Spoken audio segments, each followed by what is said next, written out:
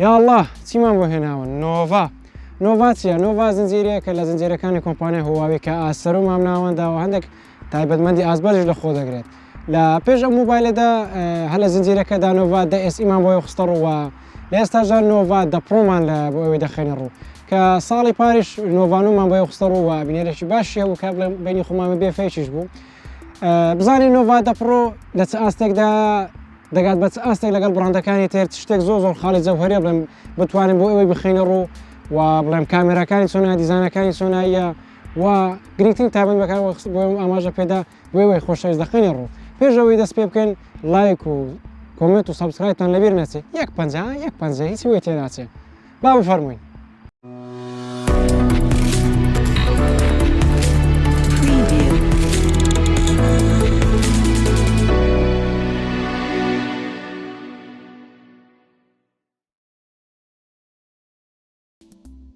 السلام عليكم ورحمة الله وبركاته.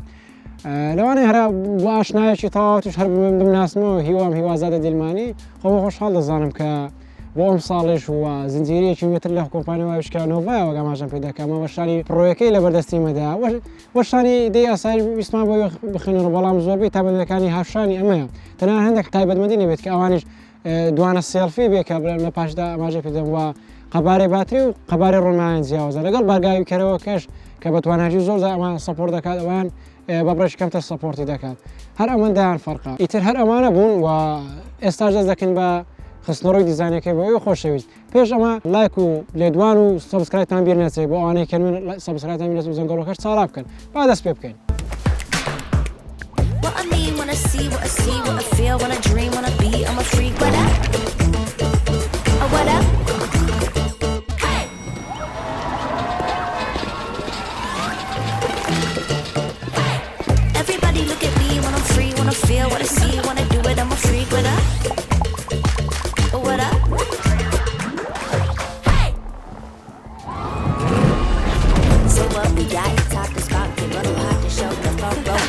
من هەرچەند ساڵ کە زنجیری نۆڤام دیت بێ و ئەزمونم کرد بێ و تاقیبم کرد بێ و کە چۆ لەلایەن خۆمەوە بیانشت لەلایەن یوتیوبەوەی کە بڵێم ساڵی پارێژ نۆڤانومان بۆ خستەڕوە کە دیزاینێکی زۆر جوانی لە خۆ گرت بوو بۆ ئەم ساڵیش نۆڤادا کە بەڕاستی دیزاینەکەی سەرسامی کردم دیزاینێکی زۆر جوان و ڕووپێشە کە ئەمە ڕەنگی ڕەساسەکەی بڵێم سلڤەرە بە زمانی ئینگلیزی لای ئێمە ئەزمون دەکرێت بۆ دەخرێتە ڕوو لە یەکانیدا ئەو ئاوزێرە زێر عیارە سیودی بۆ دانراوە لایانی دەوری کامێرایەکەی هەر بەخەگەڵتەشی مەزانم بە شێوێژێکی زێڕنی بە شێوەشی بڵێم زێڕنی و ئەڵقەی دەوری کامێرەکانی داوە ئەگە بەر شێوە لاتان دیار بێن بۆ زێر فۆکەسی بکە لە دوایشدا دیزانەکەشتان بۆ تەواوەتی بۆ بەدەستە دەکەین ئەمە لەلایەن دیزانی کامێرەکانی بوو لە بەش خوارەوەدا بە لۆگۆی کۆمپانیای هواوی لەسەرەوەشدا نەخشەندراوی نۆڤایە لە بەش سەرەوەیدا بڵێم دەمیلیا خوڵم دەرچەی بڵندگۆ لە خۆ وا لە خوارەوەشدا بڵنگۆیەک لە خۆ دەگرێت کە لە بەشی سەرەوە خوارەوەدا لە مۆبایلەکە ستێریۆیە و دوانە بڵندگۆ لە خۆ دەگرێت ئەمە دەربارەی دیزاینەکەیەوە لە لایەکانیشیدا دوگمەی پاوەڕ و دوگمەی سەوتکەمکردن و زیادکردن بەدی دەکرێت و ئەمەش بخینە ڕوو کە بڵێمە لە پاشم جادێنە سەر باسی ڕوونماکەی دیزایانی بڵێم ڕوونماکەی دوانە یاخۆ بڵێم دوانە چەماوەی لە خۆ دەگرێت لە بەش ئەولایەکە ئەمەش وای کردووە کە تێسۆکی زۆرتر بەردەستەدا بکات و نرخەکەی بەرز بێتەوە لە پاشاندا بینە سەر کێشی مۆبایلەکە کێشی مۆبایلەکە 191 گرامە کە کێشێکی بڵێم مامناوەندا ئاساییە بڵێم گونجاوە لە پاشاندا بۆ خۆشەویست بخینە ڕۆژ باسی سازم تایبەتەکان ڕوونماکەیە وەک لە پێشدا ئاماژەم پێدا ڕوونمای مۆبایلە چەماوەیە بڵێم بە زمانی کوردی خۆمان ئەم لای چەماوەیە و جوانێکی زواتری پێبەخشیوە بە ڕوونمای مۆبایل و بە قەبارەی 6.7 ئینچ و لە زۆری ئۆلید و خێرایی 120 هێرتز و تێک ڕاوەندانەوەی سەری 50 مۆبایلە 300 هێرتزە کە خێرایکی زۆری هەیە بۆ دەڵێم خێرای زۆر هەیە کە مۆبایلی ترمانێکە 960 هێرتزە بەڵام وڵامدانەوەی سەری 50 هواوی کە بڵێم ئەگەرێتەوە سەر زۆری بەدەستخرای ڕووکارەکەش کە ڕووکاری هواوی زۆر ناوازی لە پاشاندا بۆی خۆشەویست دەخەمە ڕووکە ڕووکارەکەی بە شێوازێکە ئەمە دەربارەی ڕوونمای مۆبایلە بوو و لە خۆگرتنی HDR پلس و DCI-P3 و DCD-MIG و ئەوەی ببینێتەوە لە مۆبایلەدا 3 بيكسل بوهرينزكا بيج هات ولا 929 3 بيكسل بوهرينزكا عادة أقرب لهم سرو فول اتش دي بلس ونزيك 1.5 كيا اما قشتها بدمدا كان درباري ما موبايله لا باشان دا بقراني صار خالشي تريلا موبايله دا ايش بلاتفورم موبايله كي ام موبايله بكاربري تشيبسيت سناب دراجون 717 جي رالي 4 جي كومباني هواوي زوري 5 جي كي بدزنا خصو زوري 4 جي كي لسه موبايله كان برد صدقات كان مجلانه بخوي تشينيوان خويو امريكا با خو بخويان حل كان جرين قوي موبايله كان هواوي هردم ناوازبون سلورو ديزاينر دريجي ناديني بهرب بيني ولا سرباسكي خومن بروسر كمان بيخسروا بقباري 6 نانومتر و بزوريتي بيرجي ال بي دي دي ار 4 اس و بري 8 جيجا بايت رامو و زوريتي بيرجي كشي يو اس بي 2.2 و قباري 150 جيجا بايت ولا باش هذا اما جاب نخا كاين بين السوفت وير موبايلك سوفت وير موبايلك هذا ام موبايله وشاني ايموشن دو اي 12.1 لخود قريت كا بپیزورینی سرچاو کن که ریسرچ بو کربه اما هارمونی و ایسی وشانی سیم لخود قريت كا وكراود بزوريتي جلوبال لموبايل بردست خراوه بين سرخاله كي تركا ايوا خوازاري كباز بكن سر هم موبايل كان هو اجلا هيس خدمت گزاري که جوجل لخوي ناگريت سيب كاين لمني وندا كومباني هواوي استا باشترين وي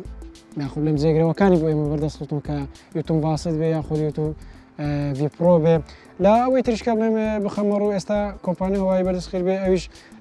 برنامج جيبوكوز لاوا که لا استا انسرت كده تا پیش تا سونياتي کار دکات و بشه وازی دکات گشت برنامه کانی گوگل پلی یا خلاص بزاره کانی گوگل پلی که تو خوازاید بکاری بهینید لم برنامه دا بردسته و دتوانی بهینید سر سکرینی موبایلک و همش وکو وای که مزاره کانی گوگل لاد برسه بین بکاری بهینی هر بشه وازیاتش اماجه پیدین که لا انسرت کده اما درباره خدمت گزاره کانی گوگل و پلتفرم موبایلک یا اوانی تریش که بگرانی سر لسر رکاری هوایی که ببینینو لما شانه دا خیریاشی زورتی بدست خدو و بريباتش كم ترو صرف دكات وانيميشن والبابير زوزاني بدس خدوا ايكون كان شي بطاقتي قوري وكا اما ايكون كان زي دلخوازي زورني هم بكار هنا ريكا اندرويد كان بكار بين بس ايفون ناكم اما درباري قش سوفت وير وكاني بو و بوش مختارو ك هارموني يو اس ببرسش كان هارموني وشاني سيم لخو دغريت قال كي تركز زور زوهري بي خوشايز بخمرو ايش كاميرا كانيتي كاميرا يسرش موبايل سنسوري كومباني سوني لزوري اي ميكس 766 تكنولوجيا اس واتا جرزيني الكتروني وبقباريق مايكرومتر وتقيب مانكر ويني بورتريتي زوانا ويني سروش الشهر وها زوانا و اتش دي ار كشي طوا ياخذ ويني سروش تو زور بيرو كان استيتشي زور باشي هي ولا باشو لاني وان باش دا كزياتر فوكس قابل سر موبايل كاميرا كان السيلفي ك لا باش دا ما جا بيتدم كاميرا يدومي موبايل با بيواني 12 بلاي ولا زوري قوش فراونا با قباري ياخذ لهم بروني 8 ميجا بكسل كاستي كيبلم اوكي بدا بخش ياخذ من باش ابو لا تساو استكي خويو ركن بلم برادا كان يترجدا كاميرا مايكروبي بلم استكي زور باش خاوله ساجن زيري نوفا حود نوفا هشت نوفا نو كبلم تعقيب كربي وازمون كربي اما استكي زور باش كراولا كاميرا مايكرو زاد توانيد دي اكس زوم كت كماش استكي زور باش كبلم كاميرا مايكرو دا خراوترو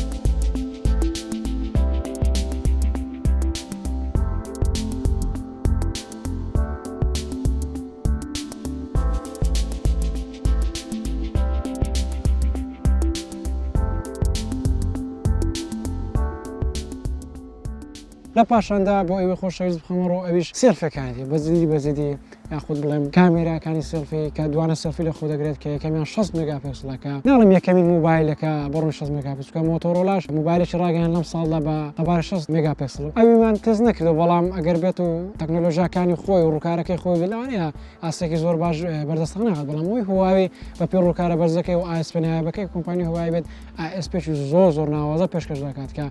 ضروري ياخذ لهم 6 ميجا بكسل كي دابت 6 ميجا بكسل كي دا كبلم لزوري وش فرعون ببيواني السط بلا كلمني من دا خارك تزوري بخمر ولا سيلفا كي دا تواني 0.7 اكس وات على وش فرعون داس بكل هتاوكو هەتاوەکو 5x زوم دەکات و هەتا تۆ دەتوانیت ورترین خاڵە بەرشی فەیسی خۆتدا بەدی بکەیت و کامێرەی دومیشان بەڕوونی 8 مگاپیکسلە بۆ وێنەکان یاخود وێنەی پۆرتڕیت بەکاردەکە بڕینەوەکانمان جوان بکات باکەڕاوەکەمان بە شێوەیەکی باشتر ڕێکپێکتر بۆکە هەبکات خۆ لەم تەڵخی بکات بە زمانی کوردەواری خۆمان ئەوەی دیکەشان بە پشتگیری لە سەرنجی خۆکاریش دەکات کامێرە 8 مگاپیکسل پۆرتڕیت دەکەی ئەمە گشت تایبەتمەندێک بوو دەربارەی سێلفی موبایلەوە لە ئێستاش داین سێرتەکات بە خۆ لەم ئەزمونونەکەی ئێمە بۆەوە دەخرێن و کە سێلفەکەی زۆر نایەوەحنی توانم بڵێم یەکێک لە جوانترین سێلفەکان لە خۆ دەگرێت بژی هواوی کە بتوانێت لە موبایلەدا ئەم ڕوونیە بەرزە بەردەست بخات و ئاسێکی زۆر باشی هەبێت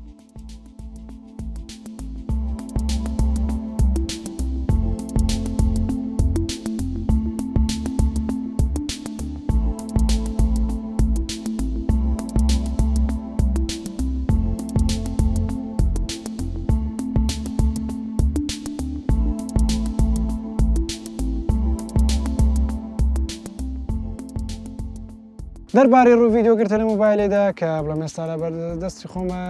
سەیرێکی بکەین کامێرای پێشەوە خۆشحاڵانە بەڕوونی پێشەوە و یاخود بڵێم دواوە بەڕوونیش فۆرکەی تۆمار دەکات کە 30 فرێم لە چرکەیەکدا کە مەش ئاستێکی زۆر باشە نرخەکەی خۆیدا کە سێلفەکەشی بتوانێت فۆرکەی CFPS